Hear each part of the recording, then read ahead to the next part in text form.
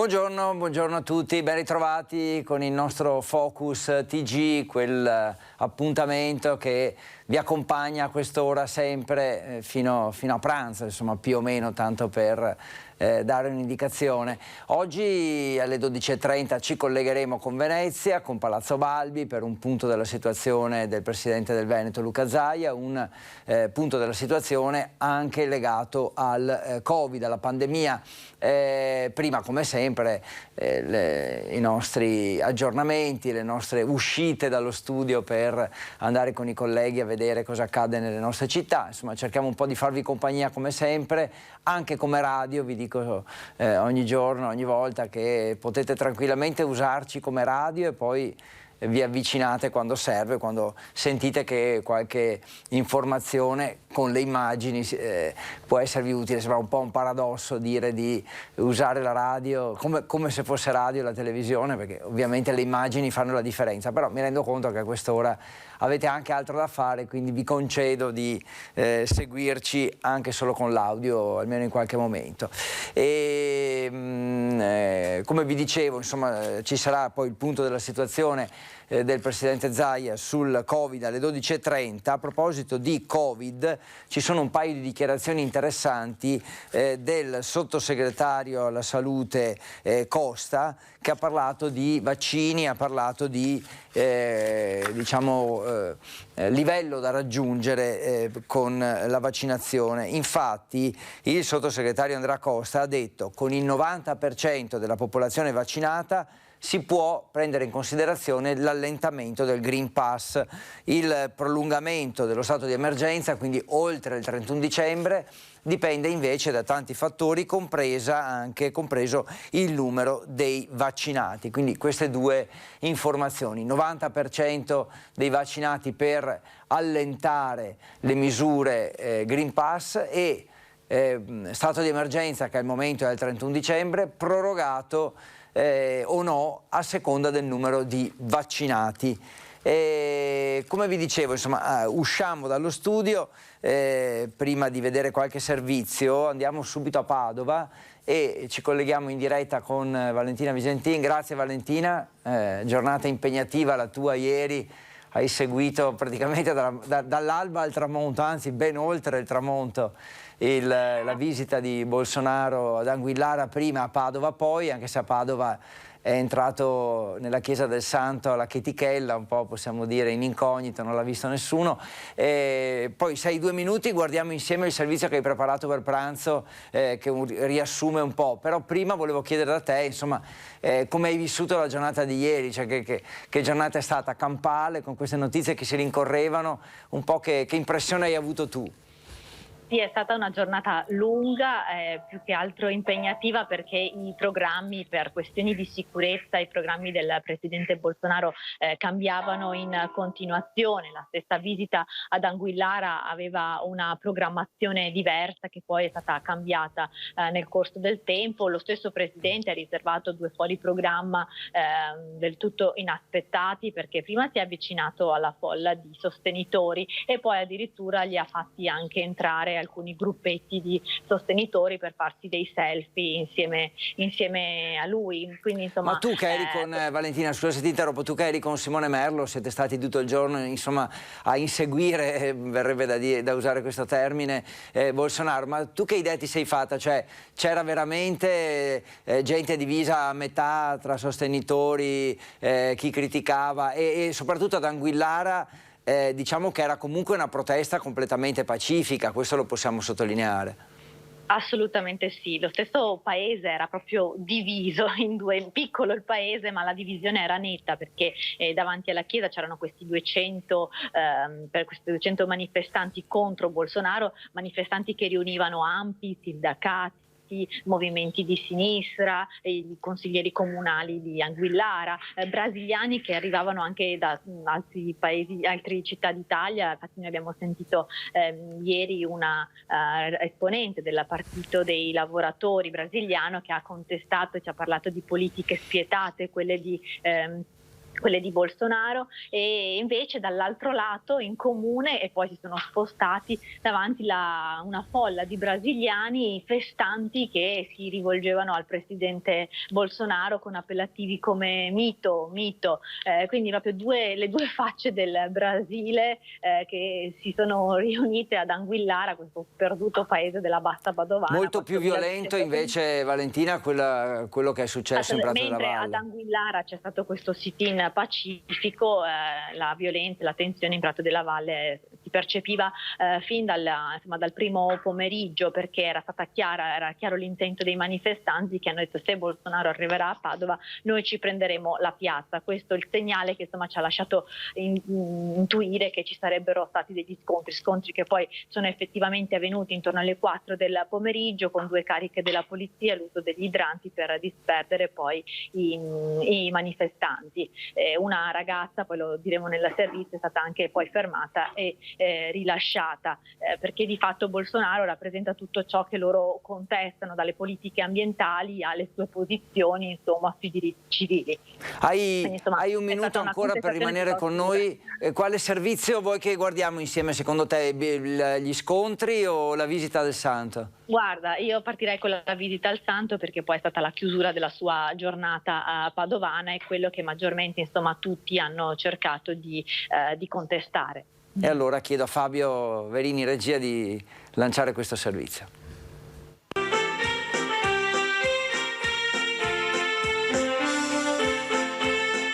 La mano appoggiata sulla tomba del santo, il capo chino come un qualsiasi fedele, ma lui è Jair Bolsonaro, il controverso presidente del Brasile, accusato in patria di crimini contro l'umanità per la gestione del Covid e per le sue politiche nei confronti degli indios dell'Amazzonia.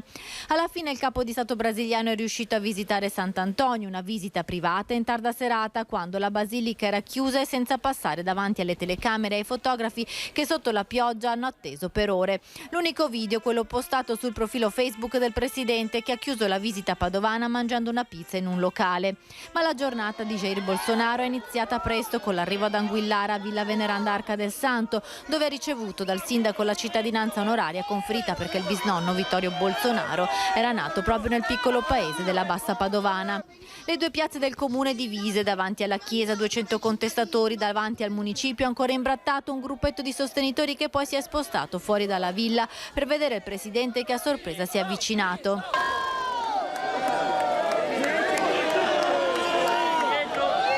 Tra le urla mito, mito, Bolsonaro ha poi deciso di incontrare alcuni concittadini brasiliani nel parco della villa.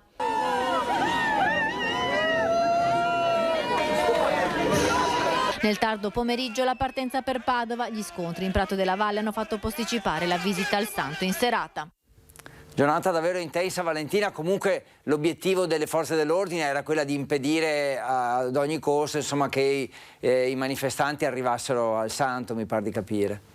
Assolutamente sì, Padova ieri era completamente blindata, tutte le strade d'accesso al Santo erano chiuse dalle camionette della polizia, c'erano i finanzieri che poi noi li abbiamo visti, sono entrati in Basilica per controllare la Basilica prima di questa visita di Bolsonaro, che deve essere avvenuta verosimilmente tra le 19:30 e le 20 di ieri sera, una visita che appunto l'unico testimonianza è quel video che è stato postato con la musica di sottofondo nella pagina Facebook del presidente Bolsonaro. E appunto i manifestanti sono rimasti fermi in Prato della Valle, perché soprattutto via Luca Belludi era completamente chiusa dalla polizia in assetto antisommossa. Vuoi lanciare tu il servizio, Valentina, sì, sugli sconti? Insomma, siete stati bravissimi, poi anche immagini difficili, immagino, scusate il gioco di parole, da riprendere. Quindi, la pioggia, gli idranti, e la pioggia, infatti. I fumogeni, però ce l'abbiamo fatta. Ecco, e poi stasera inoltre, adesso vedremo gli sconti, poi stasera invece avremo anche un servizio, perché all'interno della festa invece di Anguillara, del pranzo, c'erano alcuni esponenti della Lega, c'era anche il consigliere regionale Luciano Sandonà, che insomma ci racconterà com'è stata invece la festa di Anguillara all'interno di Villa Veneranda Arca. Però adesso vediamo invece la situazione di Padova ieri pomeriggio.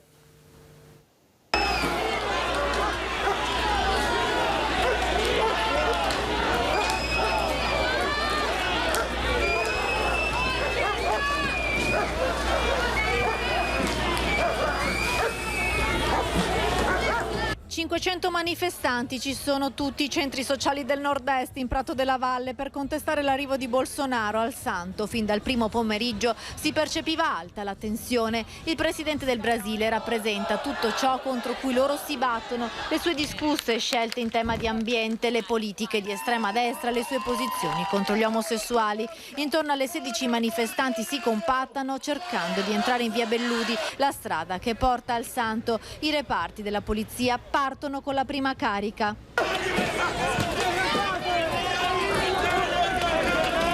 Durante gli scontri una ragazza di 19 anni viene fermata dalla Digos.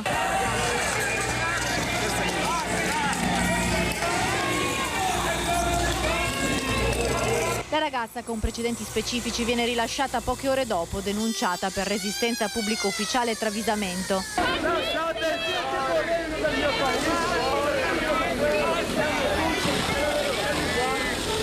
Dopo 2 cariche della polizia arrivano anche gli idranti per disperdere i manifestanti che, bagnati, improvvisano un breve corteo in città che si scioglierà in pochi minuti. In parte però riescono nel loro intento. La visita al Santo di Bolsonaro verrà posticipata alla sera, quando le porte della Basilica si chiudono. Valentina, prima di salutarci, insomma, che bilancio traiamo, che morale anche traiamo da questa giornata? Allora, è stata una giornata contestata, controversa, perché poi soprattutto molte forze politiche e il sindaco di Padova, la provincia di Padova, ha deciso di non partecipare, quindi insomma anche un chiaro segnale politico. C'è chi l'ha vista come un'opportunità di incontro con un leader mondiale, chi invece comunque in questo leader mondiale vede comunque soprattutto le sue discusse scelte politiche, visto che comunque nel suo paese al momento si trova accusato di crimini contro l'umanità per la sua gestione del Covid che Bolsonaro inizialmente aveva definito come una febbriciattola. Quindi insomma dietro a questa visita c'è anche tanta politica e al di là poi che si possa riflettere su o meno l'opportunità o meno di conferirgli una cittadinanza onoraria, perché insomma ci sono le cittadinanze onorarie, come ci spiegavano anche i consiglieri di Anguillara Veneta, si conferiscono per dei meriti e insomma per Bolsonaro forse è stato un po' difficile inizialmente trovarli, però resta un po' avventato. Questo bisnonno, scusate, che era partito all'età di 10 anni proprio da Anguillara per trovare fortuna in Brasile. Per quanto riguarda un flash di cronaca, ma poi lo vedete nel servizio di Francesco Ratai, ci sono qualche aggiornamento sull'omicidio che c'è stato a Cadoneghe, dove un anziano ha soffocato la moglie 81enne che è malata da tempo. Ci sono degli aggiornamenti, lo vedrete nel servizio di Francesco Ratai, e poi c'è anche al volo un flash, un'operazione della Guardia di Finanza di cui vi parleremo questa sera all'interno del nostro telegiornale, con sequestri di materiali senza certificazione europea riguardanti insomma Halloween, quindi sono stati sequestrati un ingente quantitativo a Padova. Grazie mille, grazie Valentina Visentin, buon lavoro, buona giornata. Poi, come ha detto lei, servizi nei telegiornali di approfondimento. Noi ci fermiamo per un attimo, poi ricordatevi che alle 12:30 ci colleghiamo con Palazzo Balbi a Venezia per il punto della situazione del presidente del Veneto, Zaia.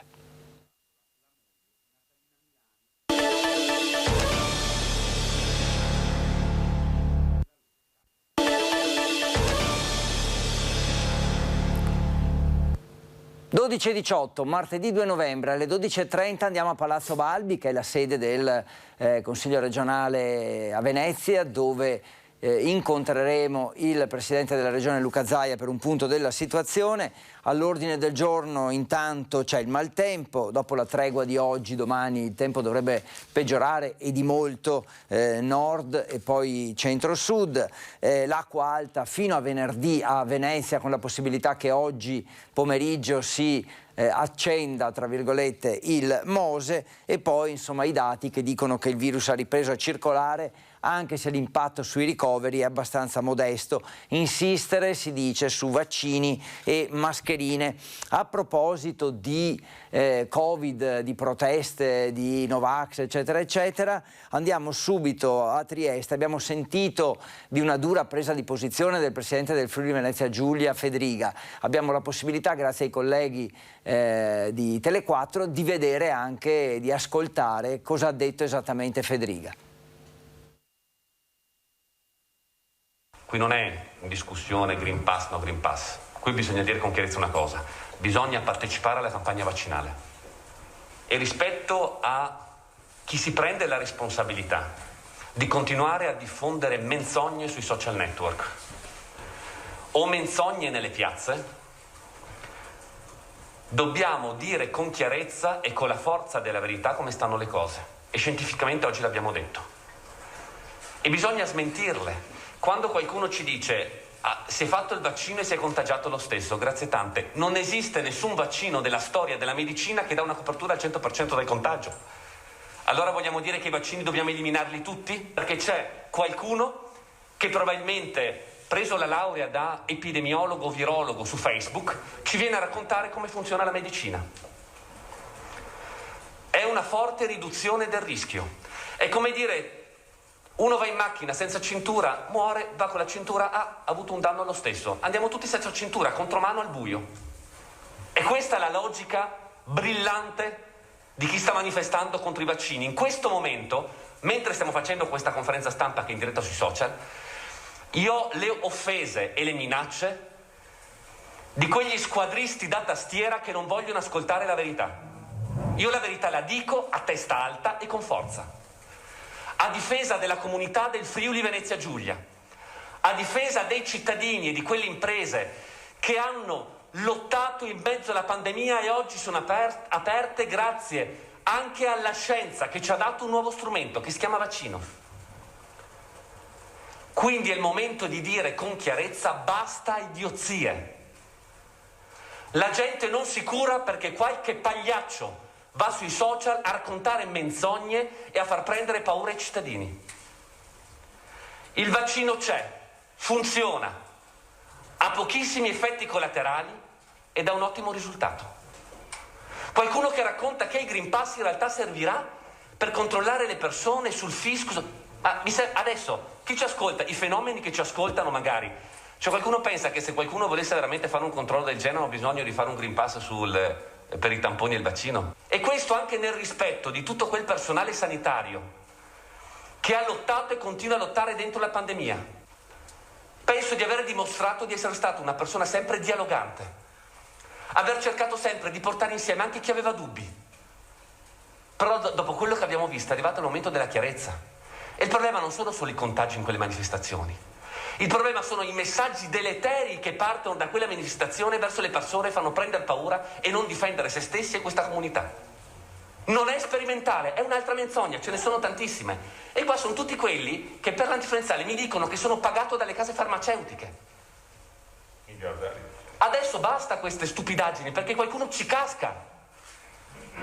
E in mezzo a una pandemia le imbecillità non hanno diritto di esistere.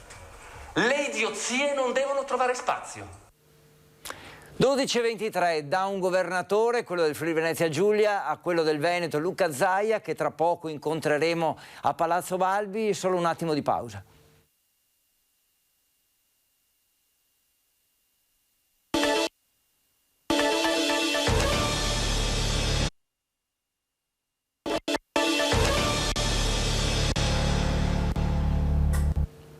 (12:26), abbiamo sentito le parole anche dure del presidente della regione Friuli Venezia Giulia, Massimiliano Fedriga, che sostiene i vaccini e combatte le fake news, insomma le menzogne, come ha detto lui, che si leggono su internet, e tra poco ci collegheremo con Venezia, perché anche il presidente del Veneto, Luca Zaia, farà un punto della situazione, Covid compreso. A proposito di Covid, prima avevo accennato molto velocemente alle dichiarazioni del presidente della Fondazione Gimbe, Carta Bellotta, che dice che bisogna insistere sulle vaccinazioni, a partire dagli over 50 ancora non vaccinati, accelerare la terza dose per chi ha più di 60 anni e per i fragili, e continuare a usare la mascherina al chiuso evitando assembramenti. Questi aspetti sono quelli che ci permetteranno di gestire l'inverno in maniera adeguata. Inevitabilmente d'inverno, trascorrendo più tempo al chiuso, infatti l'aerosol facilita i contagi. Usciamo di nuovo dallo studio, andiamo nell'Alta Padovana, andiamo a Campo San Piero, dove si è svolta un'esercitazione della Protezione Civile per simulare un rischio idraulico. Protezione civile al lavoro a Campo San Piero, in Campo Marzio e lungo il canale Vandura in Piazza Castello per un'esercitazione dei volontari e delle volontarie, una sessantina di persone in tutto, dei 10 comuni del distretto del Campo San Pierese. Tema della giornata, voluta dal gruppo comunale, è stato il rischio idraulico. Al proposito sono state utilizzate motopompe di varie tipologie in dotazione ai gruppi comunali e della federazione per capire come muoversi in caso di emergenza. Sono intervenuti per l'occasione i nuclei di salvamento fluviale, radiocomunicazione, segreteria, primo soccorso, formazioni indispensabili in ogni caso di criticità. Un ringraziamento particolare è arrivato direttamente dalla sindaca Katia Macarrone, che ha sottolineato l'importanza e la valenza del lavoro della protezione civile. Vi abbiamo raccontato anche di quello che ha detto il sottosegretario alla salute Costa, che ha detto in pratica che con il 90% di vaccinati si può cominciare a pensare di allentare le restrizioni legate al Green Pass, quindi insomma allentare un po', liberare un po' di più, però prima bisogna arrivare al 90% di vaccinati, questa è la sua convinzione, e tra l'altro la possibile proroga dello stato di emergenza, che sapete scade il 31 dicembre, potrebbe essere legata anche al numero di vaccinati, quindi tanto più vaccinati ci saranno, tanto più sarà possibile interrompere lo stato di emergenza. Abbiamo letto che invece potrebbe essere anche prorogato ulteriormente e arrivare fino a marzo, addirittura al 31 marzo, però insomma queste sono tutte ipotesi, per cui non essendo ancora notizie confermate prendiamole con il beneficio di inventario, ecco, questo direi soprattutto. L'altro fronte di attualità è quello legato al maltempo, perché sono previste piogge forti da domani, con l'acqua alta anche a Venezia, possibile arrivo a 115 se non addirittura 135 centimetri, ieri sera 139, quindi numeri importanti che in un certo senso inducono alla prudenza e infatti potrebbe essere che il Mose venga sollevato, venga azionato a partire da questa sera alle 18, proprio per insomma, le previsioni che ci sono. Andiamo adesso a parlare, facciamo un altro salto fuori, come ci anticipava poco fa Valentina Visentina, ci sarebbero degli aggiornamenti, ci sono degli aggiornamenti sull'omicidio di Cadoneghe, quell'anziano che ha soffocato la moglie, poi ha tentato di uccidersi, adesso è ricoverato in ospedale. Insomma, sentiamo un po' quali sono gli sviluppi nel servizio di Francesco Ratai. Il pubblico ministero Marco Peraro ha chiesto al GIP la convalida dell'arresto di Ferruccio Bosello, 84 anni, il pensionato che sabato all'alba ha ucciso soffocandola la moglie Natalina Milani, di 81 anni, da tempo gravemente malata di Alzheimer, nella loro casa di Cadoneghe. Verrà affidato anche l'incarico al medico legale che effettuerà l'autopsia sulla salma, ancora sotto sequestro all'Istituto di Medicina Legale di Padova. Bosello resta piantonato in ospedale e non ha potuto avere colloqui coi figli. Le sue condizioni sono migliorate. L'uomo, dopo aver ucciso la moglie, si era inferto diverse coltellate all'addome e al torace con 2 coltelli, un gesto che i familiari mai avrebbero ipotizzato riuscisse a compiere. Bosello non aveva condiviso con nessuno la sofferenza nel vedere la moglie, con cui era sposato da più di 50 anni, allettata e in gravi condizioni di salute. E come avete sentito, insomma, notizie ci sono, anche se è veramente una storia molto triste, drammatica, quella che ci ha portato a Cadoneghe e dove è successo quello che è successo. Vi abbiamo detto del virus, vi ho detto quali sono le novità, quelle che sono legate anche al maltempo, con quello che potrebbe succedere nelle prossime ore. Abbiamo avuto un racconto ben dettagliato da parte di Valentina Visentin sulla giornata di ieri a Padova e ad Anguillara, questa visita che ha così diviso e creato tanto scompiglio visto la visita del presidente del Brasile Jair Bolsonaro, insomma è stata una giornata davvero calda e anche lì poi avremo altri servizi questa sera, ma già abbiamo visto con Valentina molti aggiornamenti su questo. E vediamo adesso, parliamo un po' di ambiente, parliamo anche del nostro territorio, delle bellezze del nostro territorio con il FAI, che sapete insomma è veramente un'associazione importante a livello nazionale, in particolare a nord-est, perché ci sono tante opere d'arte da valorizzare. Il 6 novembre, sabato prossimo, le opere d'arte smarrite e ritrovate, saranno al centro di una conferenza promossa dal FAI di Bassano del Grappa. Questo è il servizio di Vanessa Banzato. Vi anticipo che eravamo in attesa di collegarci con Venezia per incontrare il governatore Zaia e per fare il punto della situazione. Insomma, i nostri colleghi ci dicono che devono ancora entrare nel Palazzo Balbi, quindi nella sede del Consiglio regionale, quindi insomma appena abbiamo aggiornamenti ve li diamo, appena vedremo i nostri colleghi entrati a Palazzo Balbi ci collegheremo con loro. Nel frattempo insomma le notizie non mancano, quindi andiamo a vedere un po' queste opere d'arte ritrovate e come saranno valorizzate. Maria Rosa Zanotto, tutto pronto per la conferenza di sabato 6 novembre. Un evento da non perdere. Saremo a Sala Chilesotti, Musei Civici di Bassano del Grappa, alle ore 17, con la fortuna di avere il tenente colonnello Costantini del Nucleo Carabinieri di Venezia, che si occupano principalmente, anzi solo, di recuperare queste opere d'arte tra virgolette smarrite. Un mondo affascinante, delle immagini che vi lasceranno senza fiato, veramente intrigante, delle notizie e dei modi di agire. Insomma, io non vi posso dire di più, però vi dico venite perché è imperdibile. Tra l'altro ci sono ancora posti disponibili, giusto? Sì, con l'allargamento, con le ultime norme abbiamo avuto altre disponibilità di posti, per cui avete ancora la possibilità, però dovete farlo in fretta, per trovare il posto. Come fare per prenotarsi? Guardate, è facilissimo, andate nel nostro sito con la nostra mail della delegazione, oppure trovate anche un numero telefonico della delegazione, il nostro cellulare, che è sempre aperto in servizio, e ci potete facilmente raggiungere per prenotarvi i posti. Bene, notizie anche di servizio se vogliamo, in un certo senso. Adesso cominciamo a vedere Palazzo Balbi, cominciamo a vedere l'allestimento, quindi tra poco direi che potremo collegarci e sentire il punto della situazione anche sulla pandemia da parte del governatore Zaia. Intanto vedo qui una notizia che conferma quanto sia stato divisivo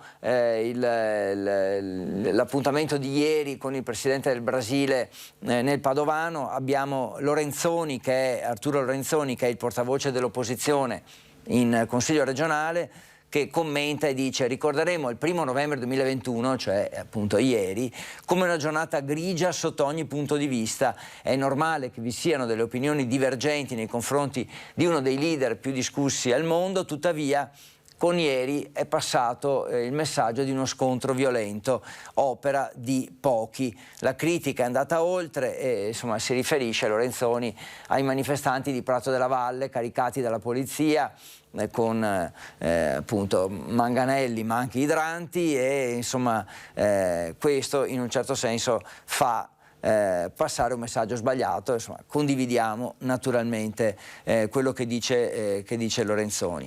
E sull'ambiente, altra notizia interessante che viene dall'assessore alla protezione civile del Veneto Bottacin, che dice, Giampaolo Bottacin, che dice che stanno entrando nella fase conclusiva i lavori di ripristino e protezione della costa sulla spiaggia di Ponente a Caorle, quindi siamo nel veneziano, e lavori importanti con 2.250.000 euro. L'obiettivo era conservare la battigia, cioè la spiaggia, insomma, che mantenga le sue misure, le sue dimensioni, e favorire il deposito di altri diciamo, sedimenti sabbiosi naturali, insomma una serie di opere per preservare la spiaggia di Caorle. Quindi ci fa piacere sapere che i lavori stanno giungendo al termine. Poi, altre notizie, abbiamo una delibera che viene dalla Giunta regionale del Veneto legata al turismo e che assegna i ristori, finalmente verrebbe da dire, ai maestri alle scuole di sci veneti penalizzati dall'azzeramento della scorsa stagione sciistica a causa del Covid. Un contributo a fondo perduto per i maestri di sci e le scuole di 3 milioni di euro, assegnati naturalmente attraverso un bando specifico. Questo è ovvio, insomma, verranno assegnati con dei criteri precisi. Comunque, maestri e scuole di sci avranno il loro indennizzo per la scorsa stagione. Altra notizia, poi mi sa che ci avviciniamo a Venezia, anche il nostro collega Filippo Fois che è lì ci segnala che insomma dovremmo esserci. Faccio in tempo a dirvi che in Friuli Venezia Giulia crescono da 2 settimane i posti occupati nei reparti ospedalieri dei pazienti Covid, passati dal 3 al 6% tra il 18 ottobre e il 1 novembre, e soprattutto nelle terapie intensive dal 4 al 10%. Non sono buone notizie, è un valore, quello del 10%, che è abbastanza significativo, perché di solito è il valore che segna il passaggio di colore per le zone. Sapete, in questo caso da bianca potrebbe passare ad arancione il Friuli Venezia Giulia, vabbè, insomma, no, a verde, scusate. Direi che ci siamo, ecco, vedo il presidente del Veneto Luca Zaia che è arrivato in sala, ci sono degli ospiti con lui e quindi evidentemente si parlerà di Covid, ma non solo da Palazzo Balbi, anche perché di solito questi punti della situazione Zaia li fa da Marghera. Se oggi siamo a Palazzo Balbi, evidentemente c'è anche qualche altra notizia oltre al punto Covid, ma insomma sentiamo direttamente da lui di che cosa si tratta. Allora, intanto grazie per essere qui oggi. Saluto il sottosegretario Centinaio, il presidente della Commissione Agricoltura del Senato Vallardi, il senatore Vallardi, e poi ovviamente Zanier o Zanier, come ti fa chiamare? Zanier, che è il, quando è in Veneto diciamo Zanier, è l'assessore all'agricoltura della regione autonoma Friuli Venezia Giulia, e poi ovviamente l'assessore Caner. Però questo è un di cui importante, perché non era questo il programma, e quindi dopo parleremo dei Prosec, della riunione che si è tenuta e è ancora in corso questa mattina, perché il sottosegretario ha organizzato una task force, quindi stabile, con tutti gli stakeholders, come si direbbe, no? Con i detentori di interesse, per parlare di questa partita, ma ne parliamo dopo. Intanto il senso della convocazione invece è quello di fare un punto della situazione sulla vicenda coronavirus. Allora, intanto passerei al bollettino, così ci capiamo direttamente rispetto al bollettino. I tamponi molecolari sono 7.111.155, i tamponi rapidi sono 8.973.893. In totale abbiamo sostanzialmente 8 e 9 più di... No, non è questo, scusate. 9.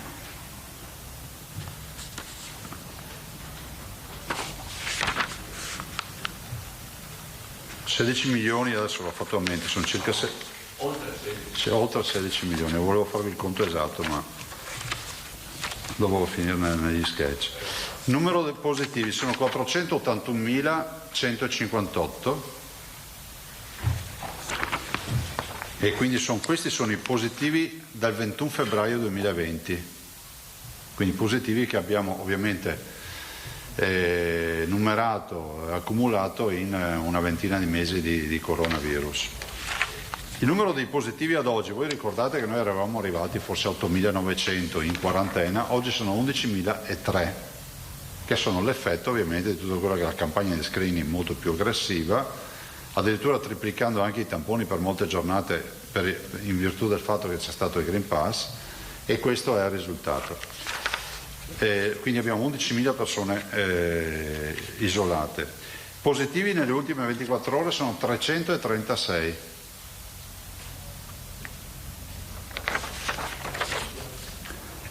I positivi si sono ovviamente rilevati con 15.736 tamponi, L'incidenza la vedete diciamo diversa dagli altri giorni, 2,13, per un semplice motivo, che abbiamo il cluster di conserve, quando sono 40, 80, 64 anziani, e quindi capite che siamo andati a colpo sicuro, visto considerato, dopo l'assessore vi parlerà anche delle case di riposo. Quindi, e poi abbiamo un numero bassissimo di tamponi, sono stati fatti sostanzialmente tamponi con finalità diagnostica più che con screening, quindi si sono rivolti a persone sintomatiche. I ricoverati totali sono 257, sono più 9. I ricoverati in area non critica sono 218 e in terapia intensiva 39. Vi ricordo che l'ultima volta che ci siamo visti circa una settimana fa avevamo una trentina di persone in terapia intensiva, quindi oggi siamo a 39, insomma sono incrementate le terapie intensive e con una sostanziale, diciamo, ancora tenuta, se la vogliamo definire così, di 257 ricoverati, però insomma ci sono. Le terapie non Covid sono 356, quindi si continua ad operare, a trapiantare, e quindi si utilizzano terapie, diciamo, assolutamente a pieno regime, terapie intensive a pieno regime. Il totale dei morti è 11.834 più 1. I dimessi sono 23.729. E siccome il dibattito vedo che è sempre un dibattito molto avvincente e interessante sulle terapie domiciliari, vorrei magari che tra i tanti cartelloni che si fanno vedere magari qualcuno guardasse anche questi. 23.729 sono i pazienti curati in ospedale di 481.000 pazienti che sono curati a casa. Quindi non è vero che le terapie domiciliari non esistono, ma soprattutto non si può vendere la suggestione che è sufficiente curare a casa.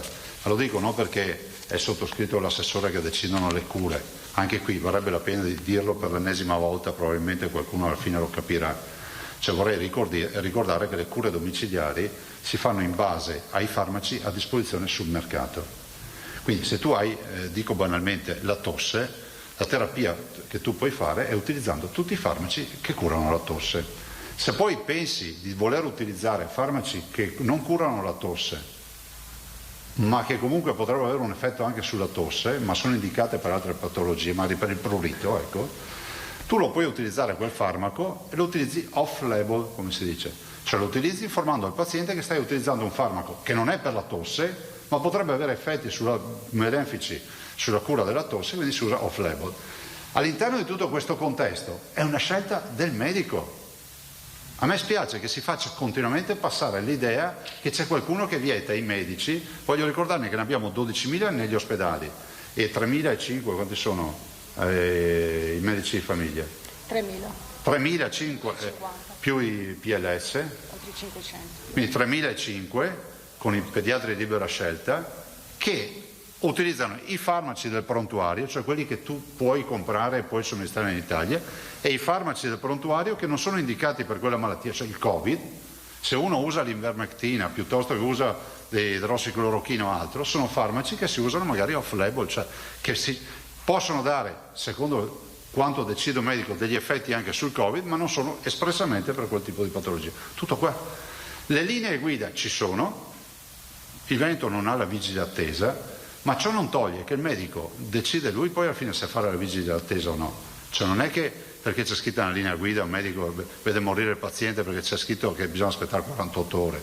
Cioè c'è chi in 48 ore ha il sintomo che non va alle stelle ma magari regredisce semplicemente con gli antinfiammatori, la tachipirina, quello che volete usare. Noi non siamo medici. Oppure c'è chi in 48 ore si ritrova in terapia intensiva. Di mezzo c'è un medico che valuta la situazione. Far passare l'idea che è proibito toccare il paziente nelle prime ore e che non si possono usare tutti i farmaci, questo non è vero. Lo dico perché a me spiace, soprattutto mi metto nei panni di molti cittadini che magari hanno avuto un familiare che è morto e che magari giustamente facendosene anche una ragione, cercando una ragione e dicono ma è stata colpa del fatto che non si fanno terapie domiciliari. Le terapie domiciliari decide il medico, lo stiamo dicendo da 20 mesi.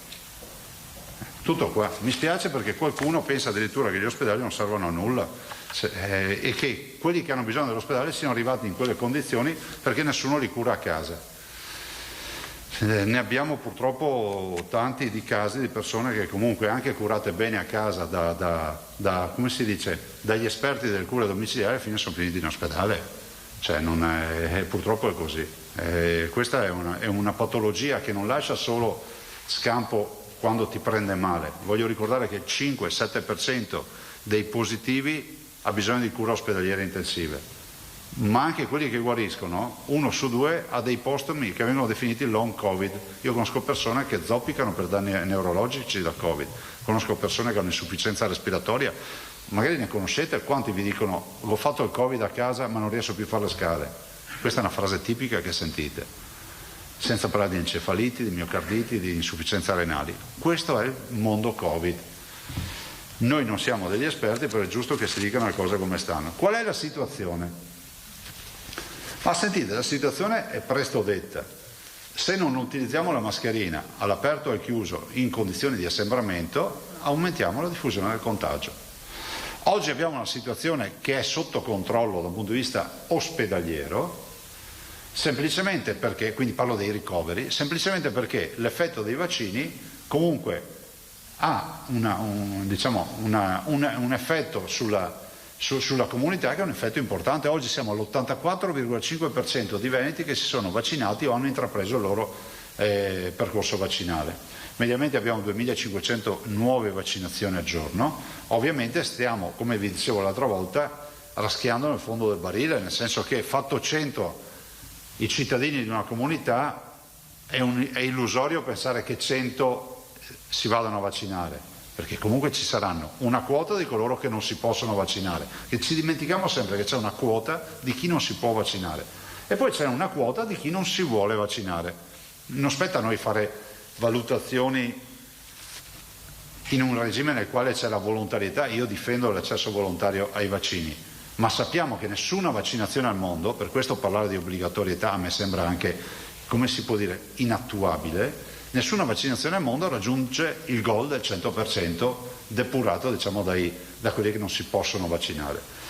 Quindi noi abbiamo sostanzialmente una presenza di virus che c'è, siamo in pandemia perché quando tu hai gli infetti sei comunque all'interno della pandemia. Vedete che comunque lo screening serve. Abbiamo peraltro potenziato la macchina dei tamponi, quindi vedete arriviamo anche a 120.000 test al giorno e questi naturalmente ci fanno aumentare l'incidenza, cioè il numero di positivi su 100.000 abitanti a settimana. Però il nostro elemento è la percentuale di positivi sui tamponi fatti. Vi ricordo, ve lo dico a beneficio, che l'ISS, dopo quella battaglia famosa che abbiamo fatto, che qualcuno non ha compreso, anche qualche vostro collega, e la battaglia dicendo sempre guardate che è fondamentale l'incidenza sul numero di tamponi di positivi, l'ISS da mesi fa una tabella settimanale non solo con l'incidenza pura, cioè il numero su 100.000 abitanti, ma ne fa una anche con l'incidenza percentuale sui tamponi fatti, che è la tabella più importante perché ti dice in base alla tua mole di tamponi la verità è che tu ne hai lo 0,8, lo 0,5, il 2, il 3, il 4% di positivi. Non sto qui a parlarvi del fatto che i tamponi si possono fare solo in una direzione, in più direzioni, sono scelte anche di sanità pubblica. Quello che mi interessa dirvi è che ieri e questa mattina abbiamo fatto una riunione, questa mattina presto alle 7:30 con tutti i direttori assieme all'assessore, e ne viene fuori fondamentalmente, se devo darvi uno spaccato, una situazione di tenuta al momento del comparto ospedaliero. È innegabile che ci siano incrementi di contagi dati dalle moltissime e molteplici occasioni di assembramento e di manifestazioni che ci sono. Cioè ci sono due aspetti da ricordare. Il primo, che ci sentiamo dire che non siamo liberi, ma se togliessimo la mascherina facciamo esattamente tutto quello che facevamo prima. Il secondo aspetto, sempre riferito a questo fenomeno, è rappresentato dal fatto che c'è sempre chi dice non preoccuparti, tanto sono vaccinato. Cioè sta passando l'idea che la vaccinazione sia un'azione disinfettante anche, no?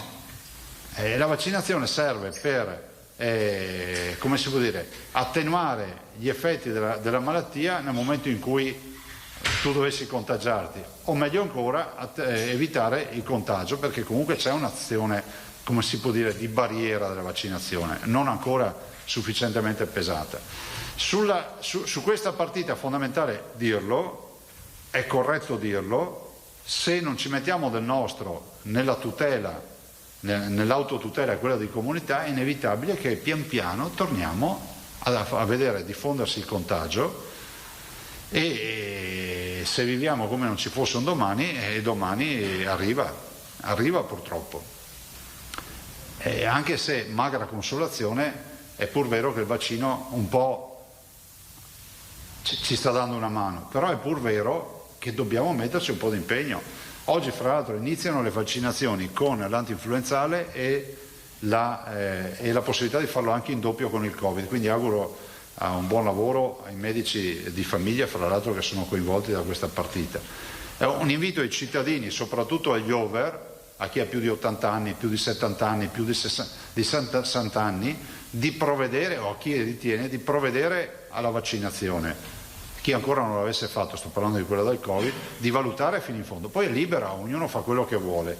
E certo è che noi, come si può dire, siamo preoccupati, definiamolo così, siamo moderatamente preoccupati, perché comunque vediamo i dati, è un granellino al giorno. Sapete, tu vai a vedere il fenomeno carsico, una goccia ogni secondo alla fine crea le stalattiti, crea le stalagmiti e crea tutto quello che è fenomeno carsico, e questa è una forma di fenomeno carsico, no? 2-3 al giorno, ma noi vogliamo vedere la regressione dell'infezione, no 2-3 al giorno in più. È ovvio che noi continuiamo a dire che negli ospedali riusciamo a gestire, i nostri direttori oggi ci hanno detto tutti che la gestione ospedaliera è una gestione sostenibile. E abbiamo anche parlato della terza dose, poi l'assessore dirà siamo a 100.000 dosi, no, giusto? 110.000 dosi. Sulla terza dose la nota rassicurante è che gli aventi titolo ad avere la terza dose nel caso di riposo sono circa il 70% che hanno già avuto la terza dose. Abbiamo chiesto un'ulteriore accelerazione, perché sapete che la letteratura scientifica ci dice che dopo la somministrazione della terza dose, che è booster, no? E quindi è una specie di spinta estrema, ci vuole almeno una quindicina di giorni per avere gli anticorpi, diciamo, che sono effetto della terza dose. Quindi abbiamo chiesto di spingere tanto sulle fasce, diciamo, più fragili, che sono quelle rappresentate dai nostri anziani o dalle persone fragili in generale. Quindi questa sarà l'accelerazione o meglio sarà il goal, sarà l'obiettivo di questa settimana. Consideriamo di fare il giro di boa sulle RSA intorno al 9, 8, 10 di novembre, come è stato detto questa mattina.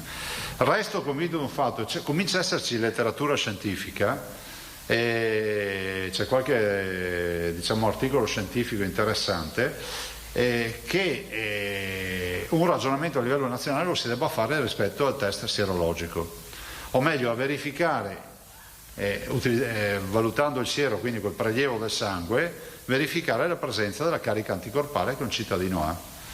E questo ci permetterebbe di andare incontro ai cittadini che magari hanno avuto il Covid e dicono ma io ho già i miei anticorpi. Sì, c'è letteratura che dice addirittura che è una carica anticorpale importante e più buona, fra virgolette, di quella creata dal vaccino. Altra letteratura dice che il vaccino è un booster che serve comunque e bisogna farselo. Però di mezzo cosa ci sta? Ci sta che noi abbiamo il dovere, secondo me, di dire se si può fare un'analisi anticorpale di massa, quindi dar modo ai cittadini di fare il test sierologico, se si può fare e se ha senso farlo. Ma queste due domande, se la prima è di natura logistica / finanziaria, capire quanto costerà, perché capite che un test sierologico significa prelevare il sangue, portarlo in laboratorio, se non è un tampone. Dall'altro, e questo è un problema logistico che io metterei dopo, il primo tema è la comunità scientifica nazionale, il CTS, ISS e il Ministero della Salute. Cosa ci dice rispetto a questo? Perché giustamente molti cittadini avanzano questa istanza, che è un'istanza che io ritengo sacrosanta, alla quale bisogna comunque dare una risposta. Serve o non serve titolare gli anticorpi? La memoria cellulare che effetti ha sulla reinfezione, sono tutti temi che dobbiamo affrontare. Quindi il mio appello finale che faccio ai cittadini è quello di essere assolutamente prudenti. Stiamo entrando in una fase critica dal punto di vista stagionale, perché vi ricordo che questo è un virus respiratorio, cioè attacca per primi i polmoni, ha un comportamento a volte simile a quello del virus influenzale, no? Si annida nei bronchi, poi cioè nei polmoni magari dà gli effetti più indesiderati, che sono quelli della polmonite, della bronchiti, eccetera. E quindi il tema dell'umidità, che è un aerosol spesso, che se andiamo in una piazza affollata è il veicolo del virus, perché l'umidità significa un aerosol, no? E dall'altro le basse temperature che ci portano a stare in casa creano un mix, diciamo un substrato molto più favorevole alla diffusione del virus. Quindi prudenza estrema, tutto qua. Lo dico nella libertà di andare, di uscire, di manifestare, ci mancherebbe, però anche se manifesti magari lo fai in maniera, come si dice, un po' un minimo organizzato, oppure se vai a una manifestazione ti metti la mascherina, evitiamo che accada quello che ho visto che è accaduto a Trieste, dove ci sono ritrovati poveri, sentivo Federica, si sono ritrovati con un grosso cluster. E ecco, noi dovremmo evitare questo, perché al di là del fatto che uno si infetta e tutte le cose che sappiamo, di mezzo c'è un ospedale che, se si concentra e si orienta sui malati Covid, deve abbandonare le altre patologie, perché abbiamo visto come funziona. Questo è il vero tema. Io non aggiungo altro, passerei la parola un attimo all'assessore, dopodiché domande e dopo passiamo alla partita del Prosec. Prego. Ma io ho poco da aggiungere. Allora, come diceva il Presidente, terze dosi, noi siamo oggi a 110.000 somministrazioni di terze dosi rispetto alle categorie che oggi possono fare le terze dosi, quindi over 60, vulnerabili, sanitari e case di riposo. Stiamo spingendo molto sulle case di riposo, quelli che potevano fare la terza dose perché sono passati 6 mesi, quindi non tutti oggi, non tutti i 30.000 possono fare la terza dose, sono quasi tutti fatti, e comunque nell'arco della settimana concludiamo nelle case di riposo. Questo proprio perché riteniamo che sia importante mettere in protezione delle strutture che sappiamo essere molto fragili e molto vulnerabili. Da qui quindi anche il cambiamento che noi abbiamo visto repentino dalla settimana scorsa. Il bollettino di giovedì ci diceva che tra i 30.000 ospiti delle case di riposo avevamo 28 positive. Il bollettino di stamattina ci dice che sempre tra i 30.000 ospiti delle case di riposo abbiamo 98 positivi, perché abbiamo il cluster di Conselve che ha 64 positivi e poi un altro cluster a Vicenza città, l'IPA cittadina, con altri 25 positivi. La cosa da dire, da sottolineare, è che sono tutti asintomatici o paucisintomatici, quindi vengono gestiti tutti, a parte 3 persone che sono state ricoverate, ma comunque non mi risulta in terapia intensiva, ma in area non critica. Gli altri vengono gestiti tutti completamente all'interno delle strutture, quindi sono positivi, ma comunque con un'entità molto più lieve rispetto a quella che ci ricordavamo un anno fa circa. Oggi, come diceva il Presidente, inizia la campagna vaccinale con antinfluenzale, con gli MMG, abbiamo consegnato, ogni azienda ha consegnato ai medici di base del territorio sia l'antinfluenzale sia il vaccino per la terza dose. Questo siamo convinti che aumenterà notevolmente il numero di terze dosi. Teniamo conto che poi noi arriva il grosso delle terze dosi, ci arriva adesso, perché sono stati vaccinati, hanno completato il ciclo completo tra aprile e maggio, quindi hanno maturato i 6 mesi, quindi a novembre effettivamente vedremo un aumentare, insomma di questo siamo coscienti, delle terze dosi, proprio perché hanno maturato i 6 mesi. L'antinfluenzale si potrà fare anche all'interno dei centri vaccinali, nel senso uno andrà nel centro vaccinale per farsi la terza dose o potrà chiedere, e sarà, se uno vuole, sempre se le caratteristiche, perché voi sapete, antinfluenzale over 60 oppure persone insomma con patologia.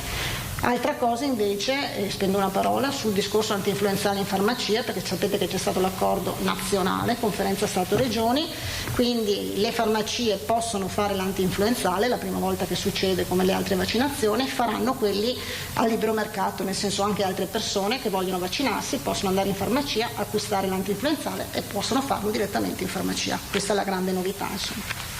Grazie, grazie mille. Prego, domande? Madonna. Beppe, prego. Sì, sì. Non è Covid, però. Beh, no, non avevo dubbi. Prego. No, questa settimana la Regione ha dato un annuncio piuttosto importante che grazie, che vista da poco 61 milioni di euro a Cortina per le Olimpiadi, dopo aver fatto una valutazione tecnica indipendente. Allora la mia prima domanda era questa: chi ha fatto questa valutazione tecnica indipendente? L'ha fatta fare l'ingegner Pellegrini e farà la presentazione. Io non ho seguito sinceramente, quindi non te lo so dire, cioè, nel senso che so che c'è una relazione, la vedremo. Ma l'ingegner Pellegrini è un rapporto funzionale con la Regione? No, Dio, la legge dice anche altro, è il dirigente che dispone eventuali accordi, gare o altre robe, non l'amministrazione. Tanto è vero che da quando ci sono io non si portano neanche più le commissioni di gara in giunta, quindi è un'attività assolutamente che è stata disposta dall'ingegnere. Sì, ma nessun dubbio che sia una valutazione tecnica, ma non è che il tecnico sia sempre indipendente, soprattutto se a disporla è un funzionario della Regione Veneto. E questa è la domanda, siccome il Presidente... Ah, ho capito. Chi è questa? Sembrava che fosse una struttura assolutamente terza rispetto... Guarda, dobbiamo chiederlo all'ingegnere, cioè nel senso che faremo una presentazione, oggi l'ho vista in giunta e mi ha detto che farà una presentazione. Si potrebbe sapere oggi chi è questa? Sì, ve lo facciamo dire, sì, assolutamente sì. Seconda domanda, il sindaco di Cesana Torinese... Sì. Intervistato, a Cesana hanno un impianto da 110 milioni di euro, sì, un poco che non funziona dal 2012, dice: noi avevamo proposto la riconversione del nostro impianto risolvendo il problema dell'ammoniaca, non è proprio quello è un problema, il problema di Cesana, l'ammoniaca. È il problema, lo so, però adesso nessuno produce più il freddo con l'ammoniaca, almeno ma loro hanno un impianto anche in serbatoio da quello che... No, vabbè, quello sarebbe stato dismesso. Dice: avevamo fatto una proposta, tanto che era arrivata ai limiti del master plan olimpico, noi avremmo riconvertito, messo a disposizione l'impianto, con 15 milioni di euro l'avremmo realizzato. Poi mi ha dichiarato il sindaco, dice: poi invece quelli del nord-est hanno voluto farla da padrona. Nord-est si riferiva ovviamente alla regione Veneto. No, guarda, io capisco che voi avete necessità di trovare sempre ladri e poco di buono dappertutto, però la verità è un'altra, che il Veneto ha presentato la sua candidatura.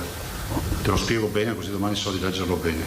Il Veneto ha presentato la sua candidatura in autonomia, assieme all'area dolomitica, Trento e Bolzano. La Lombardia ha presentato la sua candidatura, il Piemonte ha presentato la sua candidatura. La prima candidatura presentata è stata quella della Lombardia. Piemonte si presenta, a quel punto ipotizzano di fare il Milano-Torino. Noi in fuga all'ultimo minuto, il venerdì sera, presentiamo la nostra candidatura sperando che, ve lo dico fino in fondo, avendo visto Milano-Torino, io ho detto: questi litigano tra di loro prima o poi, e ci siamo presentati. A un certo punto vorrei ricordare che il Piemonte si defila. A quel punto era impraticabile pensare di presentare una candidatura a Milano-Cortina e andare a pescare la terza parte che si è defilata. E voglio anche ricordare che c'è in corso una manifestazione importante, l'ATP di tennis, che è esattamente, diciamo, cioè una soluzione che poi loro hanno portato a casa. Quindi il dossier è stato presentato al CIO mettendo assieme le discipline, diciamo quelle più caratterizzanti della Lombardia e dell'area dolomitica, perché noi ci siamo candidati come area dolomitica. Tant'è vero che il Bob di Cortina ha un accordo con Trento e Bolzano sia per la gestione post sia per quello che sono discipline che loro comunque fanno. Questa è la vera storia. Non ho altro da aggiungere su questo. Ma quindi non fu fatta una valutazione di costi, perché poi la proposta del Veneto era di spendere 85 milioni. Sì, tra l'altro ho visto che adesso costa anche di meno, 61, se non ricordo male, perché poi io sinceramente il dossier non ho guardato, ho visto una sintesi. Sai, cioè, il pacchetto delle Olimpiadi è un pacchetto chiuso, nel senso che è un pacchetto che prevede tutta una serie di misure. Ovviamente siamo partiti dal bob, perché è il più vecchio bob del mondo, 1928, che poi prende il nome di questa pista, Eugenio Monti, e sarà l'unico bob paralimpico a livello mondiale, ed è un bob che ha come primo obiettivo è quello di bonificare l'area di Cortina, che ha, non dico che ha gli stessi problemi perché non abbiamo l'ammoniaca, ma è comunque un'area da bonificare, perché lì c'è un manufatto che se anche non si nota è in mezzo agli alberi, abbandonato, con gli impianti, con tutto. Quindi a bonifica, non so, costerà 10-15 milioni di euro. E dall'altro, l'altra alternativa che il CIO ci ha proposto, perché il CIO non ci ha mai proposto Cesana, ma ci ha proposto, ha parlato di Innsbruck, ma Innsbruck comunque prevede un investimento che non è proprio irrilevante. Fermo restando, insomma, che il pacchetto Olimpiadi significa variante di Cortina, variante di Longarone, collegamenti intervallivi. Ad esempio, io vedo che tutti si preoccupano del bob, nessuno parla di quello che sarà il recupero di tutta l'area del trampolino, altro grande tema. Villaggio olimpico, eccetera. Se poi fare i grandi eventi in questo paese significa sempre andare a cercare col lanternino tutto quello che non funziona, buon lavoro, cosa volete che vi dica? Cioè, non era il lanternino, nel senso che posso capire un contribuente veneto come sono io o altri contribuenti italiani che dicano ma come si poteva spendere un quarto dei soldi italiani o veneti? Sì, ma significava fare le Olimpiadi partendo da Cortina arrivando fino a Cesana. Comunque il sindaco mi ha detto che c'era una trattativa avviata in corso col sindaco Sala anche di Milano, sì, e lui ha avuto solo dei problemi con la sindaca Friulino dei 5 Stelle di Torino, che non era favorevole a esporre la propria. Cosa che ti dica, si sono defilati i piemontesi, punto. Cioè, ma queste cose dovete chiedere a Malagò, che ha gestito fra l'altro tutte le fasi, per cui è molto più puntuale di me. Quindi i veneti non hanno fatto da padrone, insomma, hanno solo in che senso? Potrebbe essere un titolo per domani. Prego? Potrebbe essere il titolo per domani? No, non lo so, l'abbiamo già fatto. Ah, l'abbiamo già fatto? Sì. Quindi le domande sono inutili? Poi avevo l'ultima domanda, le domande c'erano. Sì, perché ci siamo anche noi. Sì, faccio l'ultima domanda. Dai, dopo un po' di Lei aveva chiesto, spiego una volta ogni tanto, Prego. lei aveva chiesto un commissario per la pista da bob. Sì. Adesso ne ha avuti addirittura 2, perché ha un commissario e un supercommissario. E chiedeva anche semplificazioni dell'iter. Sì. Ci sono delle interrogazioni parlamentari che contestano, dice allora non si fa più la vasca su questa cosa. Ma chi è e che... non c'è una valutazione ambientale strategica su questa. Chi è che dice che non si fanno più le La valutazioni? senatrice Vanina ha presentato il 19 ottobre. Ho capito, guarda,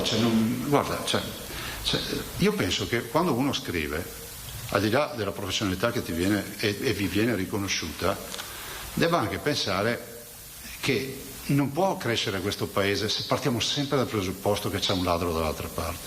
Allora guardate, io penso una cosa, che tutto quello che è il mondo ambientale e l'ambiente deve essere, tutto quello che si farà deve essere rispettoso delle regole. Ma penso che non è che c'è la banda Bassotti che scappa, fa il bob notte e tempo e non si rispettano le regole. Avranno modo di fare tutte le conferenze di servizi, non so quello che faranno. Avendo io questa visione di distinzione dei ruoli, vi dico, rispetteranno tutte le leggi. Perché i commissari? Ma non perché fare i fenomeni, perché abbiamo perso 20 mesi di Covid, dobbiamo preparare tutto per il 2020, qualcuno ci sarà, un responsabile per ogni opera, questa è l'unica cosa, Beppe, che poniamo. Dopodiché leggetela come volete, non c'è nessun problema. Grazie. Ne hai altre? Prego. Buongiorno. Comunque faremo una presentazione, ti mandiamo l'invito. Anzi, la farà l'ingegner Pellegrini. Anche io volevo sollecitarla su un tema che non è emerso finora, che è quello che riguarda la visita del Presidente del Brasile Bolsonaro nella giornata di ieri, che poi è culminata in polemiche ma anche in scontri con le forze dell'ordine a Padova, oltre che in contestazioni di opposto segno, diciamo, da Anguillara Veneta, il comune che mi ha conferito la cittadinanza onoraria. Ecco, volevo un po' raccogliere una sua valutazione nel merito di questa decisione di conferire la cittadinanza onoraria a un personaggio, insomma, una personalità molto discussa, molto controversa, anche proprio sul tema della sanità, del contrasto al Covid e della vaccinazione.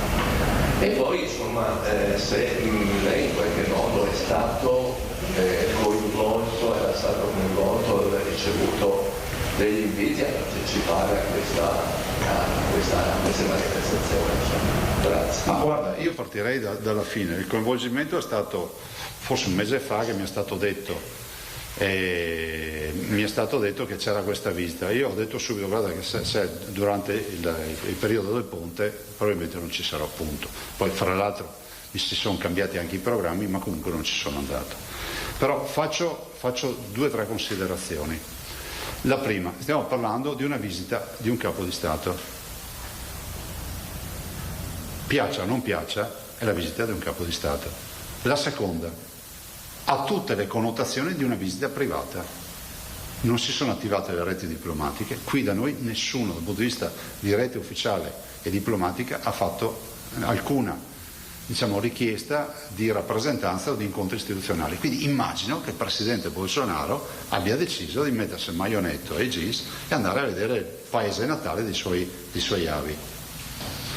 Terza considerazione che farei. Nel rispetto delle idee di tutti, siamo in democrazia, di chi non condivide nulla di quello che fa Bolsonaro e di chi condivide tutto quello che fa Bolsonaro, di mezzo c'è, diciamo, la legge. Non siamo noi chiamati a celebrare i processi, soprattutto quando riguardano fatti di altri paesi. Io non faccio l'avvocato difensore, guardate, io ho incontrato Lula, per dire, ho avuto modo di incontrare Lula alla FAO e dico semplicemente che trovo, secondo me, poco edificante che si dia uno spettacolo come quello che si è visto ieri. Ripeto, il presidente di un paese così importante, che ha oltre 200 milioni di abitanti, che peraltro, se andate a vedere il livello di vaccinazioni è sui nostri parametri, sono dati del Sole 24 Ore, ma ripeto, non voglio neanche dire ste robe, mi sembra che sia 5 o 6 punti sotto il nostro, però non voglio neanche dire ste robe, lasciamole a parte. Io dico, bene, sto signore ha dei problemi nel suo paese, se la vedrà col suo paese, ma non siamo noi chiamati a celebrare o decidere chi se ha torto lui o ha ragione lui. Tutto qua, io penso che non è, a livello internazionale che spettacolo abbiamo dato, e l'obiettivo era quello di far vedere che Bolsonaro non è gradito dai nostri cittadini, dovremmo dire da alcuni nostri cittadini. Uno può protestare, ma quando arriva a protestare a quei livelli penso che ci sia poco da stare a giustificare. Punto, non c'è altro da aggiungere. Io penso solo una cosa, che in Brasile è strapieno di veneti. Ci sono parti intere del Brasile dove si parla in veneto come lingua ufficiale anche nei media, in radio, in TV. Io non so se i nostri veneti lo hanno votato o non lo hanno votato, ma torno a bomba, è un capo di Stato che è venuto qui, che giustamente è stato ricevuto dal Presidente Mattarella, dal Presidente Draghi o quant'altro, punto. Se cominciamo anche a diventare tribunale internazionale basta che ce lo dica qualcuno, almeno ci organizziamo anche con quello. Non so. Dopo che qualcuno dice ma la cittadinanza e la non cittadinanza sono cose del Consiglio Comunale, cerchiamo di rimettere in ordine le cose. Quei cittadini sono democraticamente eletti, giusto? Allora, se quell'amministrazione se ha fatto una cosa che non è gradita alla sua cittadinanza, cioè i cittadini di Anguillara, immagino che qualcuno fra 5 anni, non so quando siano stati eletti, dirà no, voi no perché avete dato la cittadinanza a Bolsonaro, o magari prenderanno più voti perché gliel'hanno data, non ve lo so dire. Però trovo anche poco rispettoso da un punto di vista istituzionale che si vada anche a pignolare sulla scelta di un Consiglio Comunale. Infatti io non esprimo le mie idee se sia stato opportuno o meno dare la cittadinanza, prendo atto che è stata data la cittadinanza, punto.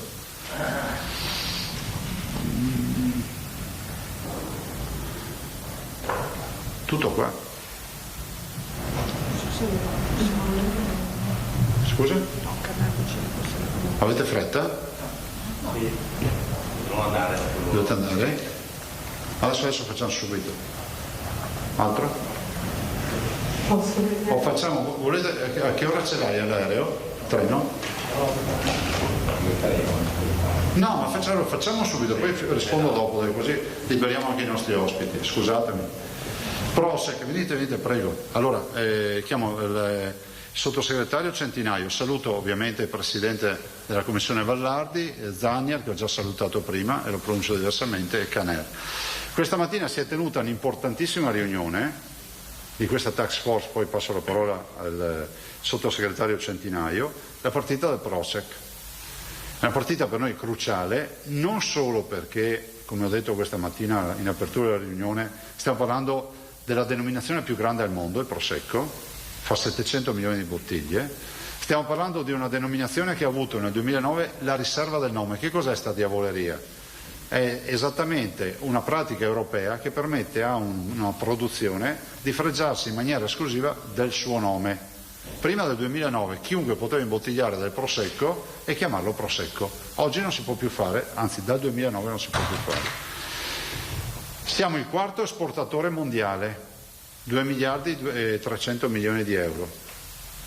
E questa è la partita di difesa, no? Perché noi 2009 riserva del nome e 2019 abbiamo avuto anche il riconoscimento come patrimonio dell'umanità. Anche lì ancora una volta col nome Prosecco. L'altro aspetto è che se passa questo principio che chiunque può utilizzare nomi simili per aggredire dei mercati, vuol dire che l'Europa si trasforma in una Babele. Quindi è una doppia difesa, no? La difesa di una tutela del nome che c'è già, di una produzione dell'identità, e dall'altro di non fare innescare questo principio. Considerate che anche lo champagne che appoggia la nostra partita vive le stesse difficoltà con i nomi che si assomigliano allo champagne. C'è un'istruttoria, c'è un buon dossier, noi abbiamo portato ovviamente con i legali le nostre ragioni, e dopodiché si farà tutta una sintesi col Ministero. Ce n'è una di fondante, che è quella che ci sono delle mappe che partono dal 1300, ufficiali che abbiamo consegnato, che fanno vedere che la città di Prosecco, prima di Trieste, da allora si chiamava Prosec. Quindi è la dimostrazione, la prova provata, che il toponimo che ha dato la riserva del nome al Prosecco nel 2009 è lo stesso toponimo che ci dice che si chiamava anche Prosec. Quindi non è possibile che altri possano utilizzare lo stesso toponimo. Questa detta in sintesi. Io ringrazio il sottosegretario e gli passo la parola. Prego. Grazie Luca. Innanzitutto grazie al Presidente Zaia per aver accettato di accogliere l'ultima riunione fondamentalmente della task force che abbiamo istituito a livello ministeriale. Perché una task force? Semplicemente perché parlare in questo momento della questione Prosec e Prosecco la ritenevamo assurda. Perché? Semplicemente perché l'Europa è quella che dovrebbe tutelare le denominazioni europee.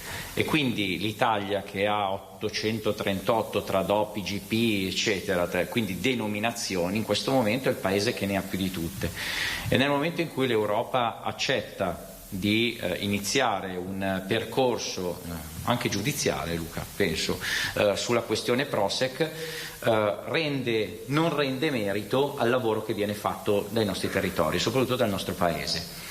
Ma non solamente, come diceva giustamente il Presidente Zaia, non solamente l'Italia, io penso alla Francia con lo champagne, ma pensiamo anche alla Spagna, pensiamo al Pata Negra, pensiamo a Jamon Serrano, pensiamo a tanti paesi europei che hanno denominazioni. E quindi nel momento in cui si apre una questione di questo tipo, si apre una falla, o si potrebbe aprire una falla, a quello che è il sistema delle denominazioni. Nel momento in cui si accetta la parola Prosec, si viene meno all'accordo europeo che c'è sulla denominazione Prosecco, ma per noi italiani vuol dire venir meno a tutte quelle 838 denominazioni che potrebbero rischiare dall'oggi al domani di essere attaccate, perché domani può uscire il Parmigianer fatto, non so, in Svezia, e dopodomani potrebbe uscire la mozzarella di Bufalen fatte a Brema. E quindi l'obiettivo su cui stiamo lavorando è quello di cercare di tutelare sì il Prosecco, con l'importanza di un prodotto come questo, di un vino. Io, oltre ad avere la delega alle denominazioni, ho anche la delega al vino, e quindi per me diventa un fatto proprio anche come sottosegretario, ma il nostro obiettivo, come dicevo, è quello di tutelare tutto e tutelare il nostro Paese. Lo riteniamo una questione nazionale. Chiederemo, anzi, il Presidente Vallardi ha già chiesto al Presidente Draghi di occuparsene personalmente, proprio perché è il Presidente del Consiglio che a questo punto deve diventare, oltre che il Ministro delle Politiche Agricole, oltre che la nostra task force, oltre che la Regione Veneto, la Regione Friuli e tutti noi, il nostro Premier deve diventare un po' il nostro portavoce in Europa.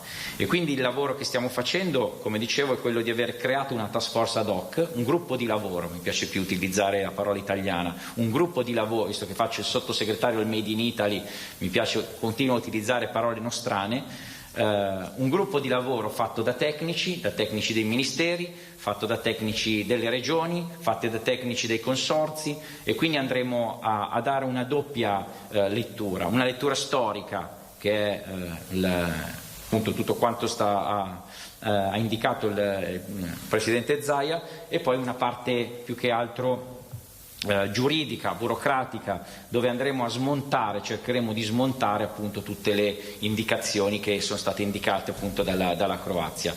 Abbiamo tempo ancora pochi giorni, mi sembra siano il 20 di novembre se non sbaglio, e dentro il 20 di novembre presenteremo il dossier italiano. Ci piaceva terminare appunto i lavori in Veneto, proprio perché quando si parla di Prosecco si parla di Conegliano Valdobbiadene, si parla di consorzi del Prosecco, e poi ricordo a tutti che quel giorno a Baku eravamo insieme, e insieme dietro di noi c'era la bandiera tricolore e la bandiera del Veneto a festeggiare il riconoscimento da parte dell'UNESCO. Non possiamo pensare che se l'UNESCO riconosce le colline del Prosecco come patrimonio dell'umanità, poi l'Europa invece disconosca quanto è stato riconosciuto dall'UNESCO pochi anni fa. Grazie. Ok ragazzi, c'è qualcuno da chiedere qualcosa? Se c'è qualche domanda, non chiedetemi di Bolsonaro, perché no, è una battuta. Ho visto produrre Prosecco anche in Brasile, nella stessa vigna, quindi questo è il nostro obiettivo anche, la lotta all'Italian sounding. Ho visto in Brasile produrre nella stessa vigna il Prosecco e lo Champagne. Questo è il lavoro che dobbiamo fare, che stiamo facendo anche come Ministero, quello di aiutare i nostri produttori, proprio perché il nemico non ce l'abbiamo solo in Europa, il nemico ce l'abbiamo anche al di fuori dei confini europei, e fa più male che quello che abbiamo in casa. Buongiorno, sono Adana Blanca Zappino. Volevo chiedere esattamente se la riunione di oggi che avete tenuto qui a Venezia, chi ha partecipato, in quanti eravate, e se è davvero quella conclusiva. Fondamentalmente sì, è quella conclusiva, perché si danno i punti finali. Poi è logico che ci saranno magari riunioni al Ministero ulteriori, dove cercheremo un attimo di mettere un po' i punti finali in modo da evitare di sbagliare. Chi hanno partecipato la parte politica che vedete qui oggi, e poi i tecnici del Ministero, tecnici di Regione Veneto, tecnici della Regione Friuli Venezia Giulia, i consorzi, le associazioni di categoria, perché c'erano anche associazioni di categoria. Tutto abbiamo cercato di concentrare però tutta la parte poi giuridica, cercando di dare delle motivazioni giuridiche. Senza generazione tecnico, sottosegretario, lei ha un chance di riuscita di questa opposizione alla Croazia? Secondo lei c'è ottimista rispetto alla buona riuscita di questa opposizione? Io sono un ottimista di natura, perché penso che l'Italia, soprattutto sulla partita agroalimentare, debba andare non solamente in Europa ma in giro per il mondo a testa alta. Noi dobbiamo essere autorevoli quando ci presentiamo al cospetto dei nostri interlocutori, di conseguenza sono ottimista. Poi però non voglio fare lo sciocco di turno e di conseguenza penso che fino a quando non ci diranno sì, ok, bollinato, bisogna mantenere sempre l'attenzione, però abbiamo delle ragioni storiche e giuridiche per poter portare a casa il risultato. Con voi facciamo guerra. Se no li annettiamo. Altro ragazzi? Finiamo il giro di domande, poi via subito. Giro di domande, dai, finiamo. Chi c'era ancora? Marco? Prego. Allora, Presidente, sul banale Covid, volevo chiedere questo, su Johnson & Johnson c'è un'indicazione di Ok, poi il programma risolto. Volevo sapere, Johnson & Johnson, c'è EMA che dà... Scusa, se volete potete entrare nella sala di là. Grazie. La terza sarà quella buona.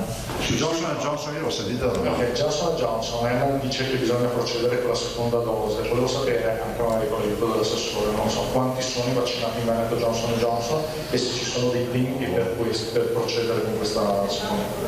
Non è arrivata la circolare, è arrivata su Moderna sì, ma su Johnson & Johnson no. Però li sappiamo ma non ce li abbiamo qui. Cioè. Ok, l'altra cosa rapidissima è sempre terza dose e rispetto alle categorie come gli insegnanti, cioè ci sono notizie su quando si parte qualcosa? O... No, per ora siamo i fragili e gli over 60. Quindi sono insegnante over 60 e ha avuto la seconda dose da più di 6 mesi, può farsi la terza dose. Okay. Considerate che prima il passaggio dell'assessore è fondamentale, cioè noi entreremo nel vivo delle vaccinazioni in terza dose quando entreranno le seconde dosi di maggio. Da maggio in poi sono maggio, giugno, luglio, agosto, aggiungete 6 mesi e quindi si va novembre, dicembre, gennaio, febbraio. Per ora stiamo ancora facendo riscaldamento a bordo campo perché le seconde dosi di marzo, considerate che molti avevano AstraZeneca, quindi facevano i 3 mesi di salto dalla prima alla seconda, cioè stiamo parlando ancora delle prime fasi, cioè oggi stiamo facendo terze dosi sulle prime fasi di vaccinazione, quelle più povere che abbiamo avuto inizio 2021. Mi ricordo che nella prima fase c'erano le categorie, non si procedeva per età. Ah no, ma è saltata quella fase lì, non c'è più. Adesso si c'è un insegnante che ha 40 anni non può farsi la terza dose finché non sarà autorizzata. Oggi parecchio fuori insomma, è il comitato tecnico scientifico che decide con AIFA di autorizzare. Se è fragile, sì, ma hai 28 giorni, a quel punto sei fragile. Okay, grazie. Di nulla?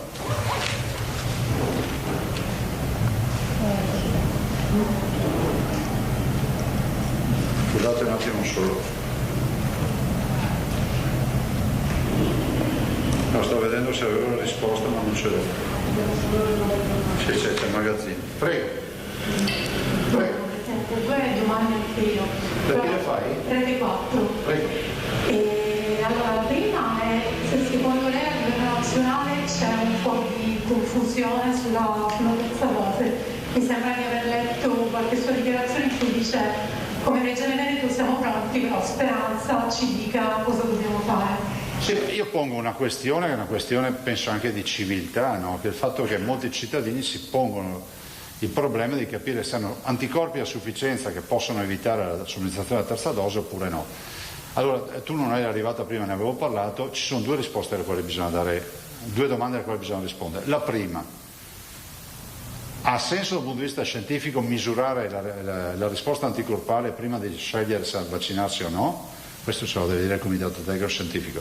La seconda, se sì, quale dovrà essere l'impegno logistico? Perché significa prelevare sangue, farne le analisi e dire al signor Rossi guarda tu sei nel target di quelli che possono ancora attendere. Però la risposta deve essere di natura scientifica. Dico semplicemente che da più parti si legge di questa necessità e penso che sia una necessità alla quale debba essere data una risposta. A proposito di questo mi collego, se qualcuno invece scopre di non avere anticorpi a sufficienza però non è un over 60, che cosa fa? Che sta scoperto in questo momento? No, allora innanzitutto oggi la terza dose, perché chi scopre di non avere anticorpi a sufficienza si dà per scontato che abbia fatto le 2 dosi. Se è un under 60, cioè se ha meno di 60 anni, oggi non ha possibilità di accedere alla terza dose. Se ha più di 60 anni ci va, basta che abbia fatto la terza dose dalla seconda dose da almeno 6 mesi. C'è da dire che io immagino, visto e considerato che stanno arrivando diciamo, le scadenze dei 6 mesi dalle seconde dosi, ormai per una mole di cittadini importante sono i cinquantenni, i quarantenni, immagino che entro fine anno a livello nazionale si debba dire se sarà un sì alla terza dose sotto i 60 anni, immagino che andrà a finire così, oppure no.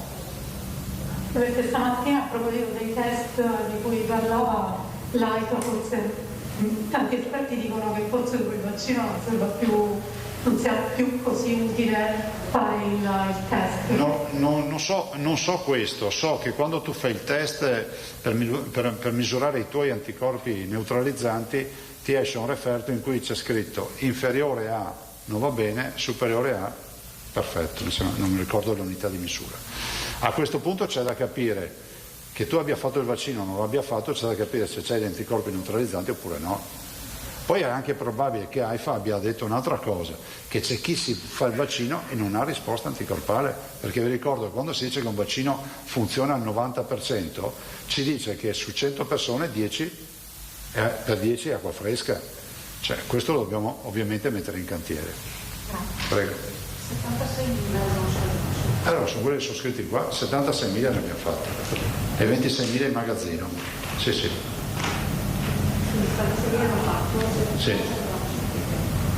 Vi ricordate che noi non abbiamo fatto gli Astra Day e non abbiamo somministrato questo vaccino sotto i 60, quindi noi non abbiamo fatto tanti di questi.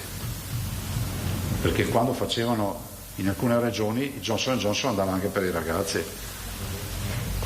Noi abbiamo avuto pochi casi di giovani vaccinati con Johnson & Johnson. Basta? No. Prego, ciao Foix. Volevo chiederle, lei come sempre ha ribadito che il Covid non è finito, parlando delle manifestazioni ha detto è bene farle, basta indossare le mascherine, però ci sono altri pericoli che arrivano da altrove. Io mi riferisco a quella corriera che è stata fermata sabato a Venezia in cui c'erano 24 turisti positivi, in una giornata in cui a Venezia si sono registrate 100.000 presenze, sappiamo gli spazi quelli che sono, per cui le calli erano stipate, le gente gratuita senza mascherine.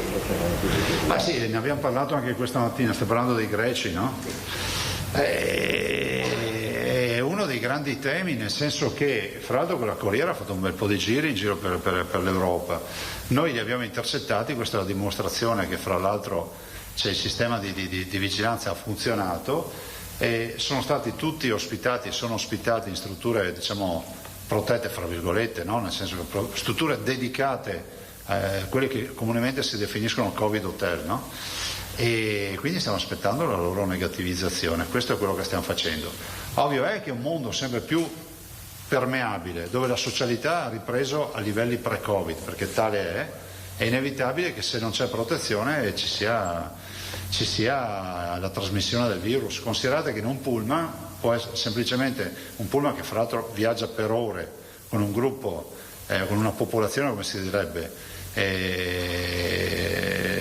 da un punto di vista sanitario, e ci fosse anche solo un positivo, magari con un'altra carica virale, infetta tutti, perché non c'è ricambio d'aria, comunque le situazioni sono un po' al limite e magari non c'è neanche l'uso della mascherina in maniera così tanto rigorosa, anche perché poi cosa succede? Quando sei in gruppo, dopo le prime remore, alla fine poi la familiarità porta ad abbassare la mascherina.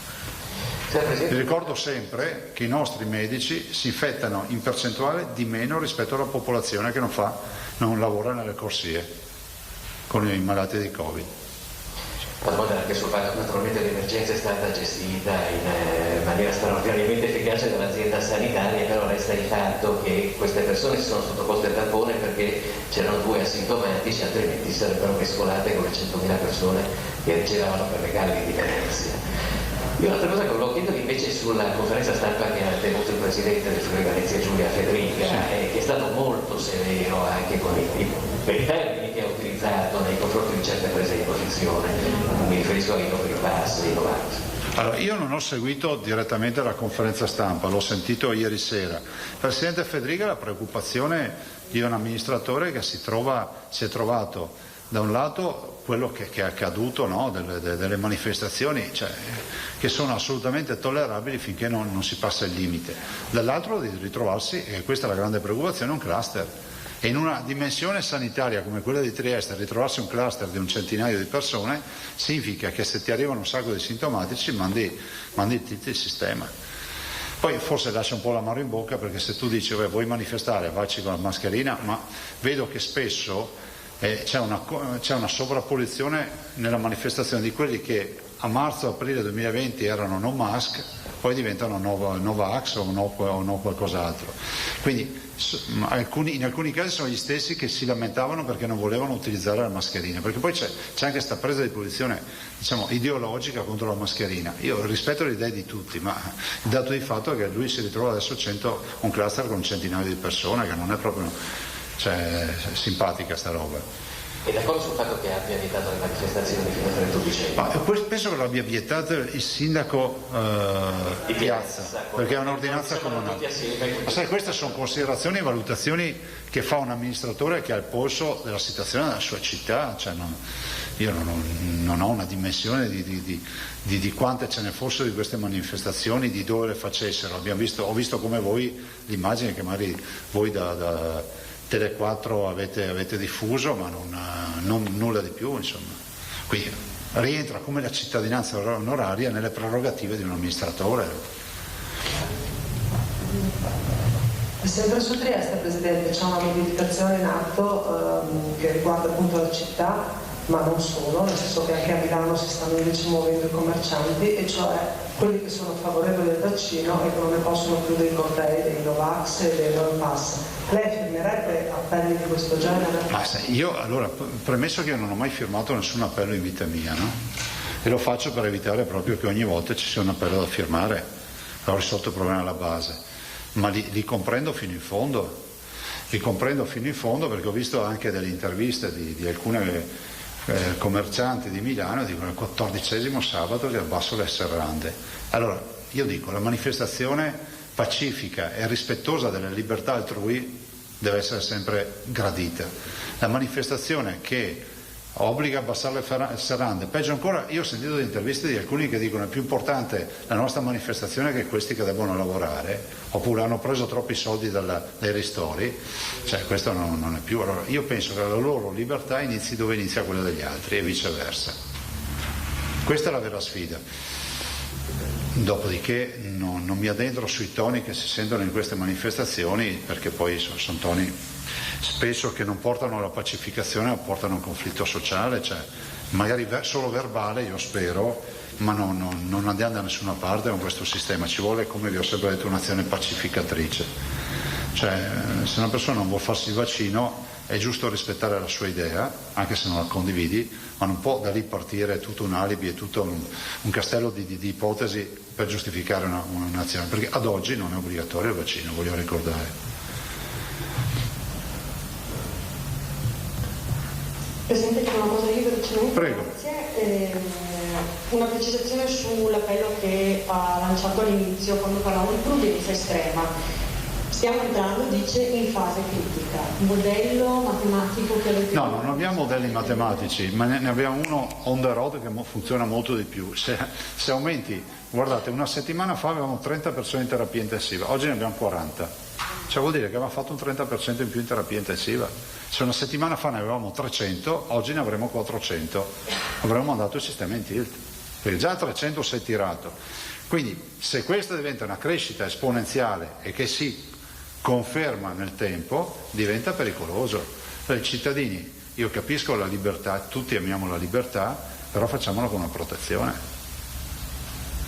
Che la mascherina, insomma, ne vedete anche voi le immagini, L'ultima cosa per quanto riguarda le badanti e il problema dello Sputnik, cioè di un vaccino che non è... Questo è un problema ministeriale e quindi deve essere autorizzato per poter riconoscere questa vaccinazione, non dipende da noi. È ancora tutto fermo, sì.